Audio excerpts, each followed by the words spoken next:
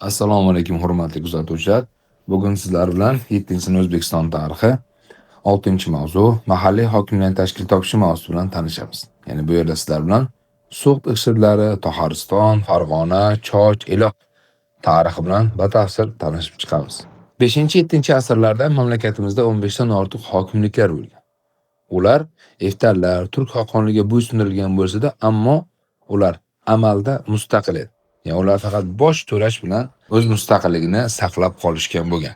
So'g'd bu mustaqil hokimlik eng yirik davlatlardan biri bo'lgan. So'g'd bilamiz, Zarafshon va Qashqadaryo vodiysida joylashgan. Bu yerda Samarqand, Buxoro, Kesh vohalarida joylashgan 11 ta yirik mulklar birlashgan bo'lgan. Ya'ni ular o'zining hokimiga, chokarlarga va pul tizimlariga ega bo'lgan. So'g'd aholisi gavjum yashagan va so'g'diylar dehqonchilik, bog'dorchilik, uzumchilikda nihoyatda sohibkor bo'lishgan. So'g'd o'zining hisori qo'ylari va otlari bilan juda mashhur bo'lishgan. Hatto bu yerda hunarmandchilik rivojlanganligini 718-yilda Samarqanddan Dubulg'a Xitoyga jo'natiladi. Xitoyliklar bundan nusxa olib o'z qo'shinlarini ta'minlagani bilan ham ko'rishimiz mumkin. Keyingi davlatimiz Toxariston. Toxariston bu Janubiy O'zbekiston, Janubiy Tojikiston, Shimoliy Afg'oniston o'z ichiga olgan yirik viloyatlardan biri bo'lgan. O'sha paytda bu hududning tarixiy chegaralari quyidagicha edi. Shimolda Hisor tog'lari, janubda Hindikush, g'arbda Murg'o va Herrut vodiysi, sharqda Pomir bilan chegaralangan bo'lgan. Toxariston 20 ta tog' va tog'oldi hududlardan iborat bo'lgan. Ya'ni Toxariston, Balx, Qunduz, Termiz, Chog'onyon, Xuttal kabi bir qancha yirik viloyatlarga ega bo'lgan. Ushbu Toxariston poytaxti Balx shahri bo'lgan. Toxariston nomi qadimgi Yunon baxtridag'ini egallagan Yuchjilar nomidan kelib chiqqan. Uni hukmdorlar dastlab Malik shohlar, keyincha esa Yabg'o nomi bilan yuritilgan deya e'tirof edilar. Aholisi yurtimizda yashagan xalqlar kabi ular ham o'troq dehqonchilik bilan shug'ullanishgan. Hunarmandchilikda esa qurolsozlik, shishasozlik, to'qimachilik sohalari yuksak darajada rivojlangan. Savdo sotiqda ham esa Hindiston, yaqin va uzoq sharq mamlakatlarining savdo madaniy aloqalarga kirishganligi manbalarda berib o'tiladi. Keyingi davlatimiz bu Farg'ona davlati. Farg'ona hukmdorlari iqshi deb yuritiladi. Farg'ona vodiysini haqida tasavvurga egamiz. Buning yirik shaharlari Koson va Axsikat kabi yirik shaharlari bo'lgan.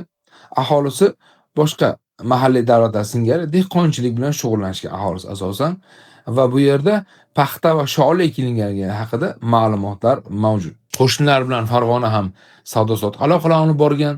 Bu yerda bo'yoq, rangli shisha buyumlar, dori-darmonlar chetga sotilgani bilan mashhur. Farg'ona vodiysi ham bilamiz, qadimgi dunyo tarixini o'rgangandan eshitdik, Farg'ona vodiysi o'zining otlari bilan mashhur bo'lgan.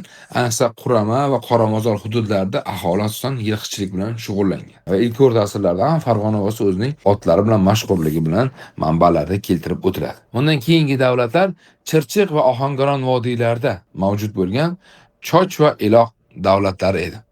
Choch markazi Choch shahri bo'lgan, hukmdorlari Tudun deya e'tirof etiladi.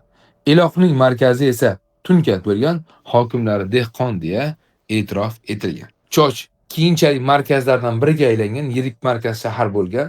Hatto g'arbiy turk xoqonligi 7-asrning birinchi choragida, ya'ni dastlabki choragida Chochni o'ziga qarorgoh qilib tayinlagan. Ya'ni hukmdorlar mana shu yerdan turib mamlakatni boshqargan. Hatto xuddi shu vaqtlarda Chochda hukmdorlar o'z nomidan tanga pullar chiqargan. Tangalarda ot, gejak dumli, bars va qoplon tasvirlari tushirgani aytib o'tiladi. Bundan tashqari hukmdordan keyingi o'rindan vazirlik darajasida malika turganligi aynan ushbu davlatda alohida e'tirofga loyiq ma'lumotlardan biri sanaladi. Ya'ni boshqa davlatlarda malika vazirlik darajasida bo'lmagan. Chochda esa vazirlik darajasida bo'lganligi ma'lumotlarda aytib o'tiladi. Choch va Eloq aholisi ham sug'orma dehqonchilik, chorvachilik, hunarmandchilik bilan shug'ullanishgan. Va bu yerlarda boshqa mahallilarda kamroq uchayotgan konchilik sohasi rivojlanganligi manbalarda aytib o'tiladi.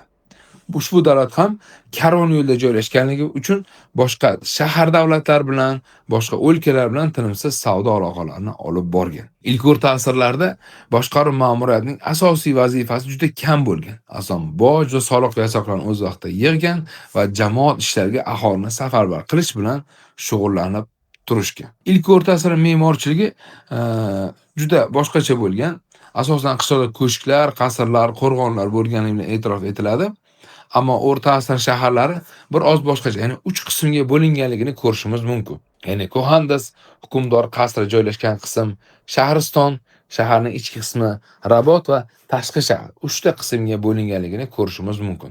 Va shaharning 3 ta qismi ham alohida mudofaa devorlari bilan o'ralganligi haqida manbalarda ma'lumot keltiriladi. Shu o'rinda keyingi sizlar bilan bitta shahar haqida ma'lumotga ega bo'laylik. Misol uchun Binkat, ya'ni Toshkent shahri qadim arab mualliflari Ibn Havqal va Ishtahriy aytishi bo'yicha bu yerda 22 ta darvozasi borligi haqida ma'lumotlar keltirilgan. Bu esa uning ketma-ket darvozalar, devorlar bilan o'ralganligi, unda bir qancha darvozalar bo'lishga olib kelganligini ko'rishimiz mumkin. 6-mavzu haqida, ya'ni ilk o'rtasidagi mahalliy hokimlar haqida qisqacha ma'lumotlar. Keyingi mavzuda ko'rishguncha, xayr.